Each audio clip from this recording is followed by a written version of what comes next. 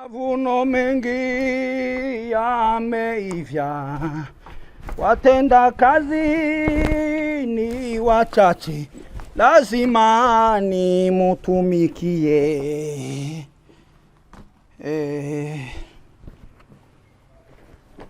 Ariko noneho sivari siku yayigira nabi. Reka dusome. Umuririmbyi yavuze ngo mavuno mengi yameivya, ngo watenda kazi ngo ni wachache, ngo lazima nimutumikie. Turebe.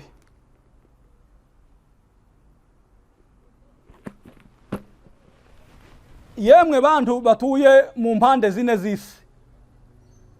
Ariko noneho ni gitangaza. Umukozi w'Imana Bishop Masengo kandi akaba na professor. Ni umuprofeseri ushinzwe kwigisha iby'iyobokamana kandi akagira na doctora ndetse no mu byo kumenya Imana. Noneho yarushije Paulo gusoma. Yasomye amasomo yose aruha aragenda arahika. Azo bari hano Brisbane. Nukuvuga ngo guhera umunsi wo kuwa gatanu abashumba abafitiye ubutumwa, abafitiye inyigisho kandi yarabyigiye mu buryo bw'amasomo yarasomye. Amaze mu buryo bw'iyobokamana aragenda arinjira aratebera aruha arakuka hakurya. Nukuvuga ngo yaje yatugendere Brisbane, ubu nyine kera ari muri yavi. Turamutegereje hano Brisbane. Abashumba mwese mufite seminari ejo buni na gatanu hari ya hepfo Kingston hari kuri piscine cyangwa se kuri swimming. Hanyuma kuwa gatandatu no ku cyumweru guhera saa 8, kuwa gatandatu saa 8 kugeza saa 2 za nijoro tuzaba turi kumwe n'umukozi w'Imana wasizwe amavuta n'Imana ukuriye itorero rya City Light, ryitwa ngo ni City Light, rituye hariya Kigali muri East Africa yose. Niwo mushumba mukuru ukuriye ayo matorero ndetse na hani wacu yabonye yuko ari ngombwa yuko yoza gufungura itorero ahangaha. Yaje afite amavuta yo mu ijuru yose yamanutse kandi nukuvuga ngo umunsi abe natwe bashumba kaje papaye boy naje nzoba ndiyo sinoburaga kandi keraganje niteguye iPad yo kwandikamo ibi amakaramu tuzoba tuyafite, amakaye na zanani ese zazindi bazita gute. Nukuvuga ngo ntiyakazogira umuntu n'umuzobura ku cyumweru saa 8 kugeza saa 2 za nijoro tuzoba turi kumwe no mushumba ndetse yazanyega n'undi mu reverend wo mu Rwanda witwa ngo ni Desire. Uwo nawe azoba hari kandi nawe ngo no muri baba ngo numupanga nawe ngo numuntu utoroshe kandi bafite inyigisho kandi ikindi gitangaje gakirimo ntimubizi yuko tuzatwigisha ibintu by'amago. Iwe ni umuntu wabyigiye, ni umuntu wize ibintu byo kubaka amago. Nimba ukeneye inama zo kugira urugo rwiza uwo mushumba arabyemerewe kandi arabishoboye kandi azabikora neza. Bishop Masengo akaba docteur professor tuzoba turi kumwe nabo hano. Ndabizi ko mukunda ako ndabizeye muzoze mwese abavuye PF, abavuye Melbourne, abavuye Sydney, abavuye Worongongo, abavuye imihanda yose muzaze mwese twumve ibiri muri uwo mugabo kuko ni umuntu w'Imana kandi ariho ubwiza bw'Imana. Tibuka ducike muzo mureka tubabyaze nk'umusaruro wo kumenya Imana. Dore ko ijambo ry'Imana rivuga ngo dore kubaho Uwiteka nibwo bwenga ngo kandi kuva muzani ko kujijuka. Mbiswa amaye reka mbwire umugore n'abana twitegura. Madam gira vuba umukutano wabaye blessing Dorcas come here. Mureke kuncerewesha tugende mashi kera je bikapoga nagi ngwino munkurikira tugende. Mudamugira kubano dore baje tabirato bambaye mugende mwambara ibirato.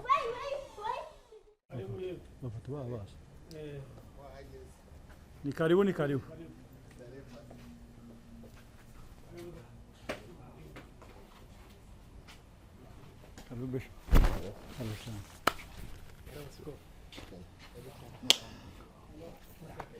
Karibu sana.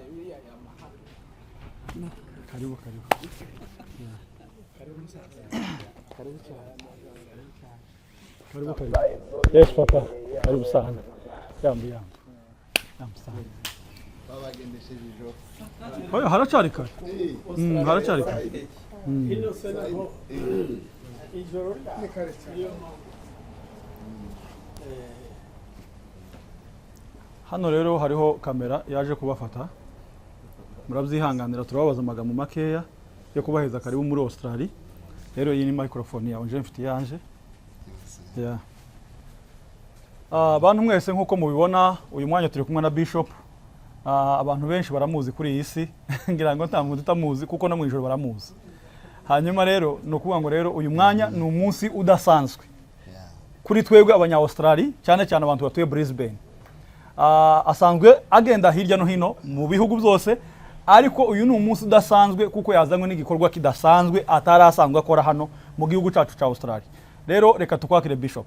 Murakoze, biranshimishije kubana namwe. Yes. Yego. Wogira ico utubwira kubikugenza uyu munsi wenda kugira ngo abantu babashe kumenya amakuru? Nazanywe n'urukundo nk'ubusanzwe, nsanzwe ngera hano. Yeah. Ari Brisbane n'ibindi bice bitandukanye bya Australia.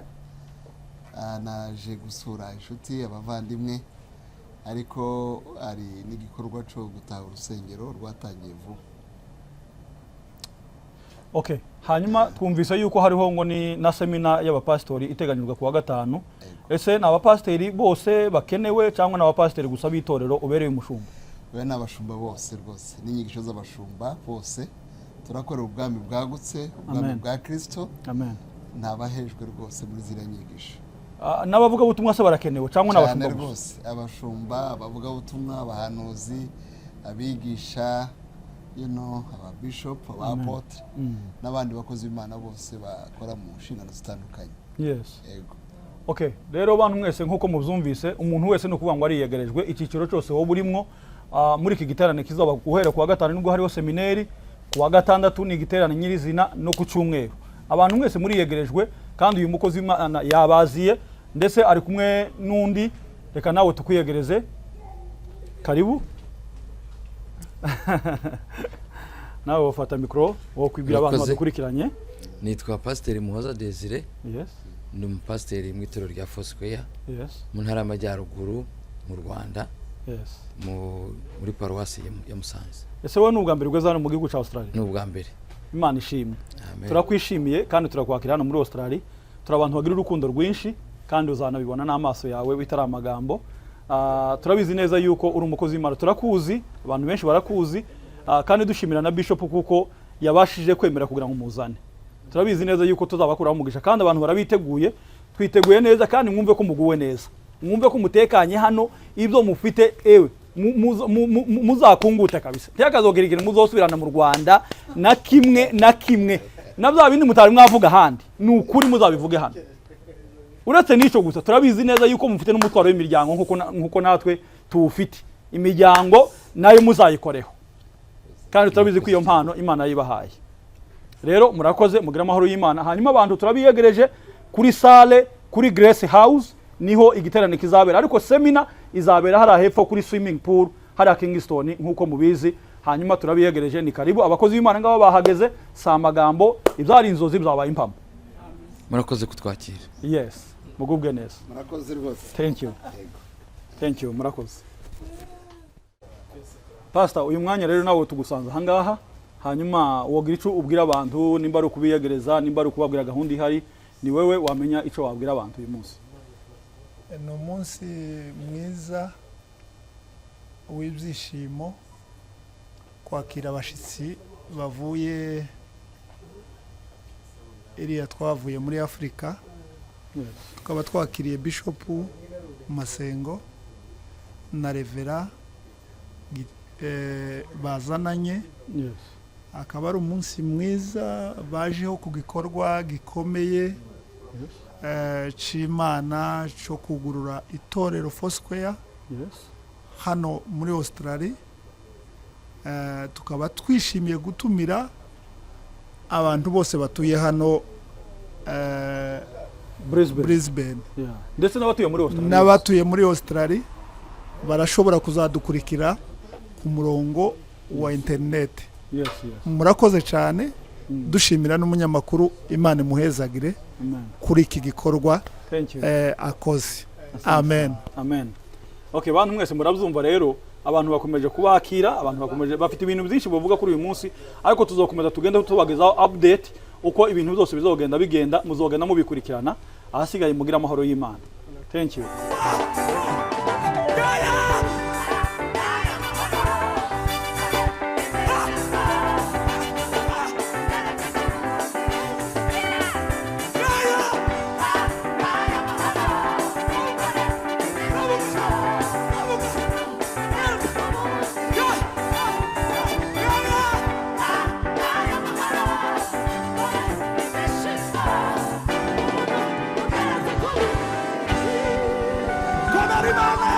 shime ga ga ya